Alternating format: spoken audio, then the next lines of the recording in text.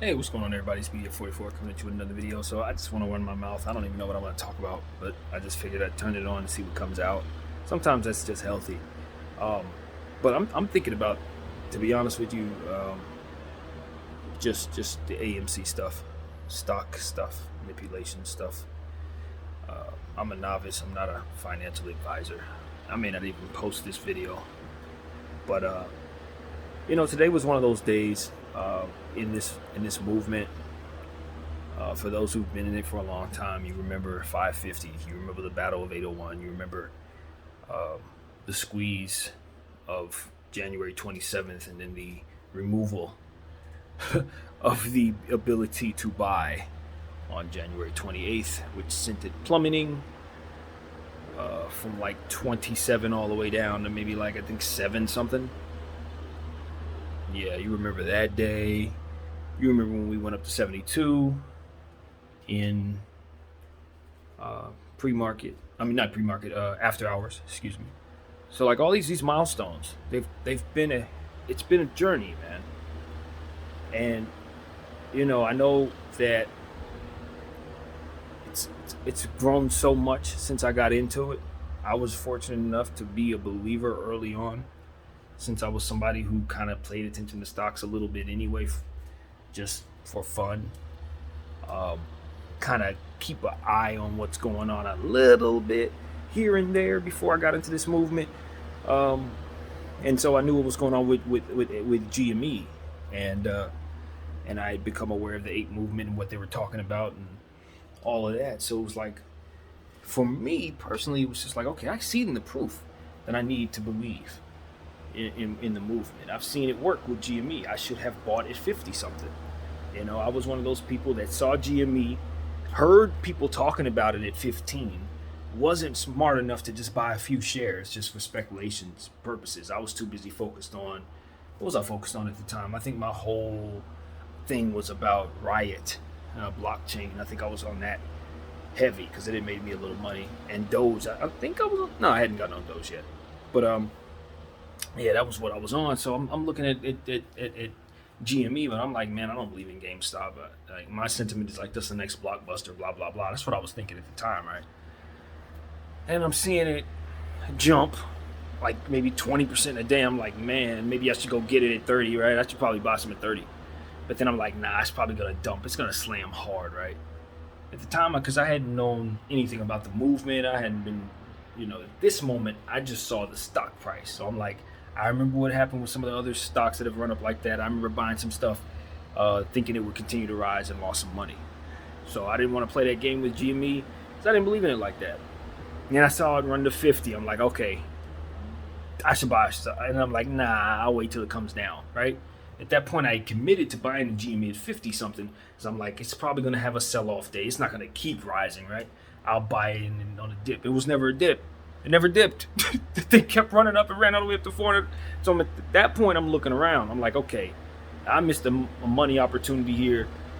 This is something I definitely want to be a part of. Let me look into what's going on. Then I started becoming aware of the community. From there, um, I'm like, all right, well, I realize what else are they doing? Just like everybody else. Was there anything else? What's the next GME? And at that time, there actually was a next GME. They were talking about AMC. So I'm like, all right, well, you know, I grew up going to AMC theaters with my mom, so I have something personal attached to it. I'm from Hollywood, California, so it's obviously a perfect match for me to just be, just grab a couple shares for no reason, see what happens, and then it started to run up. Like right then, it because GME and AMC basically ran up at the same time. So I'm watching them both succeed while I'm doing my first looking into it, and so I'm like, all right, well, it's running up. I'll buy some at the top. I'm not gonna make that mistake again, right? So I bought some. I think AMC. It was January 27th when I loaded up on AMC. It was already up. I think I had gotten some at like $15. I didn't wait for no dip, and then of course everything uh, transpired from there on the 28th. And it was so strange for me, man, looking back on it, because on the 28th of January, that was a very important week in my life. I didn't realize it looking back on it because it's been such a distraction filled year for me. But at the time, I had just gotten the news that my niece had a very bad heart attack, and we were in transition basically with her. We were about to lose her, but she was in a coma at the time. So I'm waking up on January 28th at like 4 o'clock in the morning with that on my mind. You understand? And I didn't remember that. I didn't correlate that at all when I was looking back on it recently. But as I was going through some photos and things of that nature, I was kind of going back to that time, and I realized, yo, this is exactly what that was. This is that week. That's why I was up that early, to be able to see the Robinhood restrictions and the other restrictions that took place. I don't think a lot of people know this, but most of the lenders did do some sort of restricting. Now, Robinhood restricted for the majority of the market hour day, if not the entire market hour. I don't think they opened up their buying ability at all that day. But it was strange because I'm checking, just like anything else. You wake up in the morning early, you got to check pre-market. You got an investment that's going crazy. The previous day you bought it, you're excited. Maybe you're gonna make a little money today. Maybe make a lot of money today. I had bought a pretty good amount of shares, so I figured I could make a pretty good amount. And man, as I'm looking at it, it's running up. I'm getting super excited. I'm like, man, pre-market, we going to the moon. And then this thing pops up at the bottom of the screen saying that you may not, I'm paraphrasing, but basically it said you can't sell. You can't buy. You can sell though, more or less. It said you cannot add to your position at this time. I think that thing popped up on my screen. I believe it was maybe like 5:50 Pacific time, something like that. It was well before the market hours. I'd say not well before, but like 40 minutes before market hours, something like that. And it just popped up at the bottom of the screen, and I screenshotted it immediately, and I put it on Facebook. I put it in my Facebook stories as well. I wanted everybody to see this. I'm like, is this legal? I wanted everyone to see that. And I believe I was probably one of the first people that was on it. Like, honestly, I believe I was. Because I was wide awake, and as soon as I saw it, I mean the very second that crap popped up on my screen, I screenshotted it. Because I knew it wasn't legal. I'm like, logically speaking, if the lender can determine whether or not I can buy or sell my share, then that means right there that the integrity of the entire market is compromised by such a right, if they indeed have the right to do this. Common sense tells you that buying pressure means is what keeps the integrity. Buying and selling is what keeps the integrity of the market moving. We all know that that's what it's made of, or so we believe. But if something gets too volatile, they can just shut us down. Now, no, you can halt. Halts are normal. Halting when something's running up too fast, too slow is a good checks and balance system. It's a good thing to do. I don't deny that. Certain things have to be done, but this compromises the integrity of the entire market. And that was my first immediate thought. I'm like, if they can do this, then we need to make sure that they can't going forward. And then it turned out, of course, that you saw the whole thing as it transpired. I don't need to go back into how that went. And the movement was birthed. At that point, it was like, well, all the other people from the GME side, a lot of them had made money. A lot of the people who were paper handling on that side, who were only there for a quick to get rich, they'd made it. So most of the people who were still on board were people who were more so interested in either becoming rich and missed the opportunity with GME, or people who were passionate about seeing this corruption end. And I vowed that day, more or less. I know that sounds cliche, but it was a vow to focus on this, to pour my all into this, to pour my all into making sure that I can build as much as I can out of this thing. On that day, I was like, this is my way to fight back, because I know I'm being screwed, and if they can screw us on this level and to our face, then what else will they do? If we allow them to do this, where will they take it next? What else are they doing behind the scenes? We have to, if there's a way to fight against this, for which this movement is about, based on the due diligence that's being said, we can do something, then we need to do it. And so that's when I realized that being an ape was for me. As a black dude, I was hesitant on calling myself an ape. I'm not gonna lie to you, that wasn't comfortable for me. But over time, it became something that I wore proud, and understand it to not be um, anything less than a movement that unites people together for a common cause, and that's hopefully ending the corruption and clearing out some of the unnecessary obstacles in the way of free flowing market trading, and that's ultimately what it's about. You got a lot of new investors. You got these apps in our hands that allow the little guys and people who don't have a whole lot of money to become involved, and we want them to all have an opportunity to build wealth through the markets. I think that that's what's going to help us ultimately continue to navigate through different things that we'll have to face going forward. And of course, money in people's pockets mean better health in every way, shape, and form. So that's what we need. That's what we're after. And so it is what it is, man. At this point, we're down big. This has been a terrible week. It's one of the reasons why I'm thinking about this right now. We're down something like 50% on the week. But the reality is the sentiment hasn't changed. No one that I'm paying attention to, and I'm on the forums a lot, is saying anything less than we're all continuing to be on board. We're all buying, we're all holding. Now, does that mean that there aren't some people who have to leave and come and go as they please? Of course. People are going to shave profits. Some are going to day trade. Others are going to, have life kind of come in and dictate what they can do here. And I'm no exception. I'm going through some things that may force me to paper hands, to be completely honest. But I'm not giving up on this position. And anytime I have a chance to add to my position, I'm adding. And to be honest with you, I've never been more bullish. I'm more so bullish on this thing now, and have been over the last 2 weeks, than I had been at any other time. Because not only do I see the continued consistency of the community and the passion that the community has, and then I see so many people promoting it and getting very, very, very famous on YouTube, so they're going to continue to promote it. The sentiment is worldwide that I'm very aware of. And then on top of that, what you're seeing is the stock itself recovering in the midst of ridiculous corruption. I mean, a couple weeks ago, we were down. It was one day we were down 12%. We recovered that entirely in about an hour, and then things shot up to above 10%, and probably closed at somewhere around 7% on the day.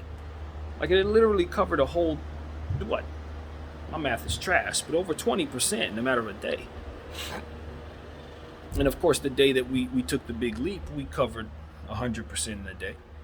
So if I'm gonna stress about it falling 50% in a week, for which it did, it didn't feel good. But the way the thing is looking, first of all, everybody believes that there's some stuff going on, some market manipulation that's driving this price down, not necessarily a bunch of people giving up on it and selling out of their positions. So as far as I'm concerned, there's really no reason to lose any faith in what we're doing.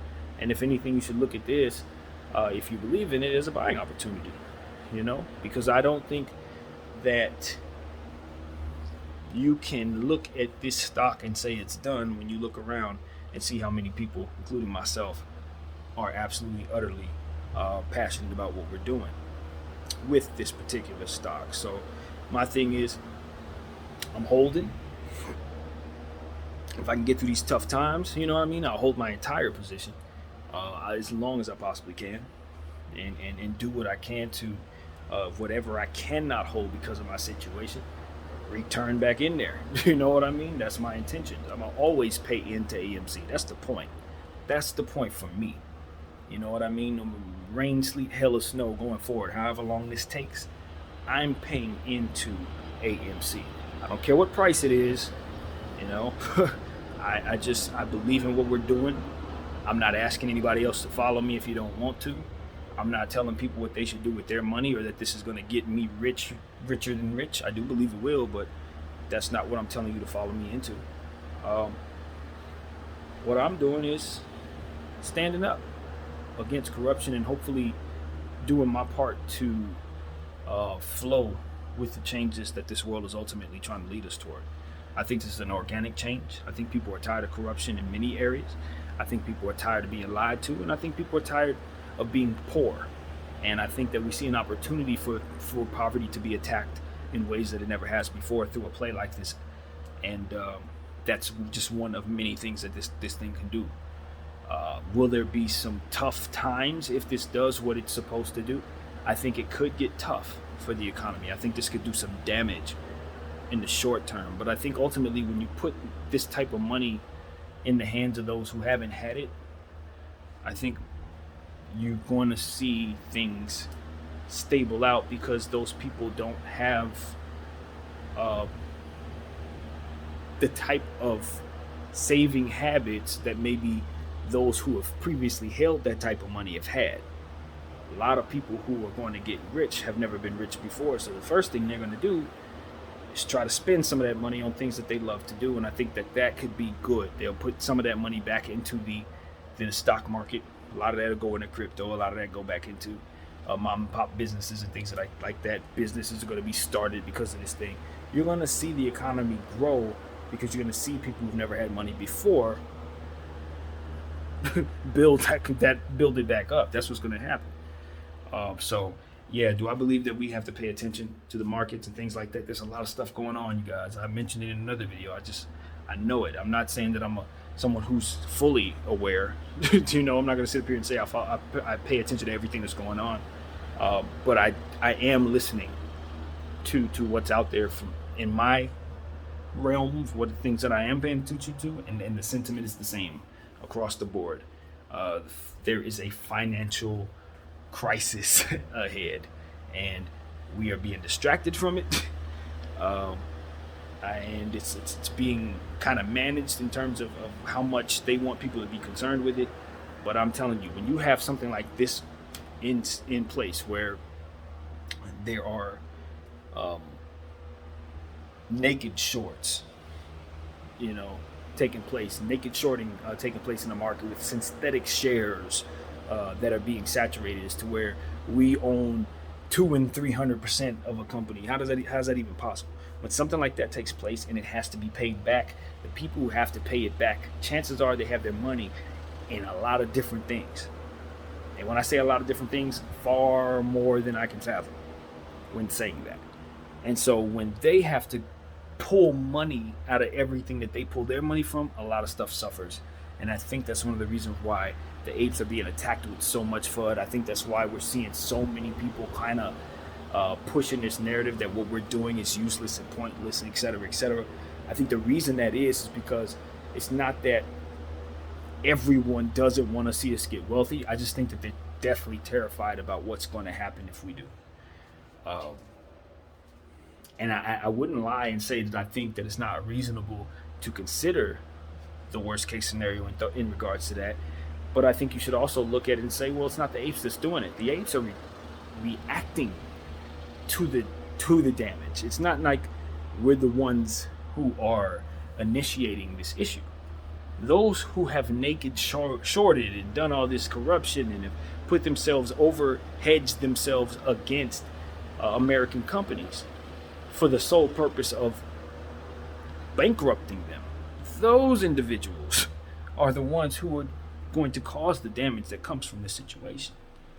We are the ones that are going to correct it by making sure that we finally check them, and thus tearing this entire process apart, breaking it down to build it back up again. I think it's what needs to happen, because if things continue as normal, what you'll have is more of the same.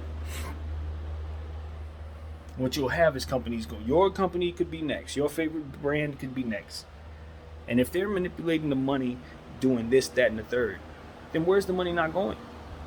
It's not going into the funded programs that you want to see in your communities. It's not going to the people who need it, whomever they are. If it's going where they want it to go, it's not going into the hands of the poor, people who need it the most. And that's what I realized so very clearly from the moment I screenshotted that restriction, was that this is a trickle down type of situation that can touch so many different things because money touches so many different things. So if they're manipulating the money here, where isn't it going? To the poor. That's how my mind took it. They're funneling money somewhere else. They're making sure that money doesn't go somewhere. They can do that? I thought that was illegal. We go to work every day. We pay taxes every year to make sure that things go where they're supposed to go, to make sure that the integrity of our country and of our world is straight from country to country. People do their part to make sure that things are balanced. And here we find in the very system of money a very, very serious imbalance. So we're trying to correct it. Allegedly. Nobody's collectively doing anything. But it is what it is, you know? This needs to change. And maybe we're not getting the help from on high like we're hoping to see. Maybe they're building their case. I don't know what's going on with the SEC. I don't assume to understand that kind of stuff just yet. I'm not quite there. My information in my studying. But what I can say is we're hoping that the guys in charge of helping us along will kind of step up to the plate and just see where the fruit in doing so. That's the bottom line. See the fruit in what it is that we're trying to accomplish here. So that's all I'm saying. Some bad guys doing some bad stuff and some real good people suffering because of it. I think it really does boil down to that for me. So yeah, man, I just wanted to have a little venting session. I'm not losing faith. Like I said, personal stuff can get in the way for a lot of people, man. You know, especially people who have thrown everything into this. You know, it's a hard time for a lot of people. And we're coming out of a pandemic. Not everybody is struggling, but when you're kind of pouring your life into one thing, it can feel like you're struggling. And when it's not doing well in the short term or in the very moment, it can really be stressful. So I just want to encourage everybody who's in the boat with me to know that I'm not giving up. I know why we're here. I know that there's a lot of FUD and confusion and people out there getting on TV telling us, you know, stuff that we know goes against that due diligence that we've already done. And that's okay. You know what I mean? There's going to be a lot of different people out there having a lot of different opinions. It's okay to have those opinions. None of those opinions are going to make you sell your shares or keep your shares. None of that's going to do that. You know, at the end of the day, we're all responsible for what it is that we're trying to do. We all have a life we have to live. Like I said, I subscribe to believing that you shouldn't paper hand. But if you've over leveraged and life hits you and says, yo, you have to take care of yourself or it's bad, you gotta make sure that you take care of yourself. You know, and a lot of us can say, well, that's not reasonable because there's so much on the line and we believe astronomical numbers on the line. I think the risk as it pertains to your life makes more sense if it's guaranteed. You know what I mean? If someone secures a certain crazy astronomical amount and says, okay, this is what you get if you sacrifice your well-being, that's a tough decision, but it makes a hell of a lot more sense than just the risk of the possibility. You see what I'm saying? So for those who say, go all in, do it if you can do it. I'm not a financial advisor, but I'm telling you as somebody who did it, it's a hell of a strain when you don't have any more money and things are due. When money's due and stuff like that, and you run out of money because everything's in one place or in two places, eventually you're going to have to shave off stuff. If you're not making money elsewhere, you have to. And understand this. This is real advice from someone who's lived it. In this movement, Everybody's responsible for their own shares. So don't take on shares you can't be responsible for. That's your responsibility. In other words, if you over leverage and you can't keep your shares, then in paper handing, you've effectively harmed the movement in some slight way. Now, I do believe that because our due diligence tells us we all need to hold, and if everybody doesn't, this all goes to crap. The shares go out for cheap, they can cover for cheap, they continue on with the corruption. So, there's a balance to what it is that I'm telling you, but what I'm saying is because that's the dynamic, it's probably best not to take on any shares you can't afford to keep. You see what I'm saying? That way you never put the selling pressure on. Some would say, well, we have to keep buying, we have to keep buying, we have to keep buying. Yes, but if you're buying with the intention of selling early, you're defeating the purpose. So that's where I'm coming from. Everybody's responsible for their own shares. Take on what you can hold. Take on what you can effectively hold. That would be the advice that I'm not giving you because I am not a financial advisor. You see what I'm saying? Most definitely not a financial advisor. But I think when you're playing a certain game and you understand what the rules are, then you have to strategize around being able to follow those rules. You have to be able to follow those rules. So make sure that you strategize to do so in whatever you're playing. You know what I mean? You're playing a game, you can't follow the rules, you're gonna lose. So yeah, that's what I'm trying to convey. At any rate, man, I'm a real ape, bro. I'm gonna keep on doing this thing regardless. I'm gonna get better at it. So if this continues to drag out, it ain't gonna be no, oh my God, I'm falling off, I don't believe in this anymore, or it's not going to the moon. This is not about whether or not if for me. There's no if. The due diligence is already done. The conviction's already made. I'm all in. Ain't gonna be no, oh, well, he said this, they said that. Oh, man. Well, no. The due diligence is done.